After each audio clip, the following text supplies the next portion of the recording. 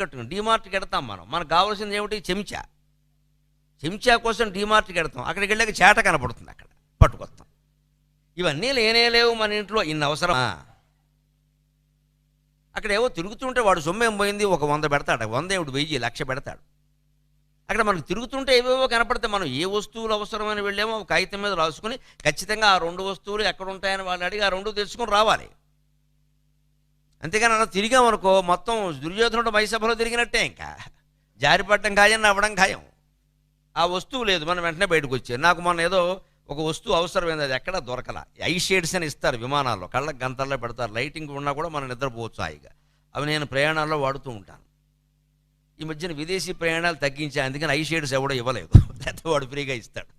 అవి ఎక్కడ దొరుకుతాయంటే డీమార్ట్లో ఉంటాయని ఎవడో చెప్పాడు. నేను వెళ్ళాను డీమార్ట్కి. నేను సరిగ్గా లోపలికి వెళ్ళి ఇటువంటివి ఏమైనా నీకు దొరుకుతాయని అడిగాను. వాడు అక్కడ ఉంటే ఉండొచ్చండి చూడండి